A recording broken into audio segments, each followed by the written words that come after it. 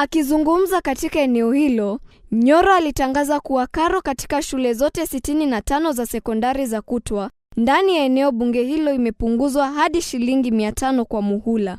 Hatua inayolenga kupunguza mzigo wa kifedha kwa wazazi wakati huu wa kupanda kwa gharama ya maisha. Wacha niseme kwa Kiswahili ya kwamba hapa Kiharu, kwa Kiharu masomo bora ya 2026 ambayo inakava shule zetu zote za day secondary schools, which is covering grade 10 and form 3 and form 4. The school fees in Kiharu in the year 2026 in our day secondary schools per term, it will be 500 shillings.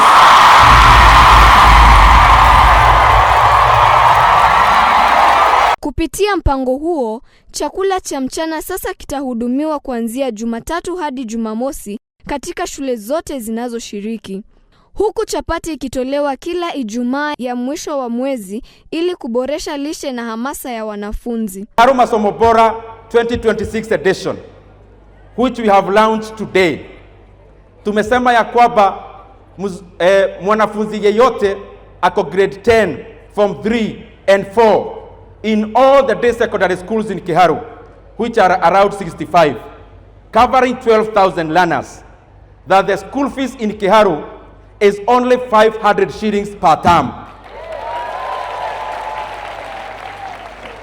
And the learners will take lunch in school from Monday to Saturday. Na sio githeri kila siku, tuna mix kamchele na kagitheri kidogo wasisahau. And the last Friday of the month in Kiharu, wanafunzi wataendelea kukula chapati, tunyoroki ya maneno vile inafaa. Wadau wa elimu wamepongeza hatua hiyo, wakisema inatarajiwa kuongeza mahudhurio shuleni, kupunguza wanafunzi kuacha masomo na kuboresha matokeo ya kitaaluma, hasa miongoni mwa wanafunzi kutoka familia zilizo katika mazingira magumu. Ambao wameriport ama wako karibu kuriport, uniform yao ya kuingia tunawanunulia free. Na kama sijasoma shule yako tinadhena, it is because hizo shule ziko na population ya chini sana, na tunataka wakuwe na wanafunzi wengi, so that hata katika masomo bora wako na wanafunzi enough wakulipa ile tunahitaji walipe, shule itaweza kurani vile inafaa.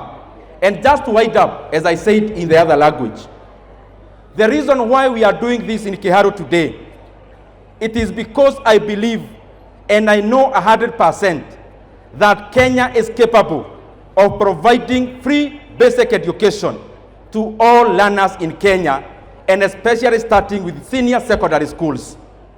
Na mimi nauliza wale tuko nao katika bunge, na pia our brothers and sisters the governors, we must now bite the bullet. Na mimi, my proposal is as follows. Tunahitaji around 30 billion shillings to make all our day schools totally free, including paying for the lunch program as government. Na mimi na propose CDF tutoe bilioni 10 katika ile budget tuko nayo ya 58 billion shillings. County government from the 400 billion they have as equitable share, pia wao watoe 10 billion. Na national government watoe 10 billion. We form a kitty ambayo tunaweza ita even day secondary school kitty. That money is enough to make basic education in Kenya free and totally free, bila mtu kulipa yoyote. Nyoro alibainisha kuwa mpango wa Kiharu Masomo Bora unaweka elimu katika kiini cha maendeleo ya eneo bunge hilo ili kuimarisha dhamira ya kuhakikisha upatikanaji wa elimu bora kwa wanafunzi wote bila kujali. And I want to say this for avoidance of any doubt. Mimi kama Dede Nyoro nimejitolea ya kwamba sasa bunge, mnajua hakuna bunge katika nchi ya Kenya, hakuna opposition. Hakuna mtu anaongea maneno ile inaguza wananchi hapa chini.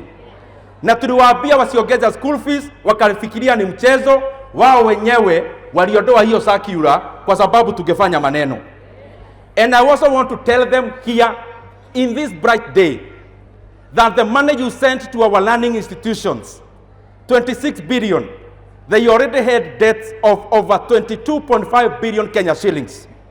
And therefore the money for first term is only 3.5 billion Kenya shillings. If you divide per learner, it is only 109 shillings. If the minister thinks my mathematics is wrong, akuja na calculator mbele ya wazazi, tufanye na yeye hiyo hesabu. Na watu waache kuchezea elimu tafadhali. Hata watu wa serikali mkicheza na siasa, tafadhali tusiete siasa katika maneno ya elimu. And we are not going to allow anyone achezee masomo bila malipo ambayo ililetwa na President Mwai Kibaki.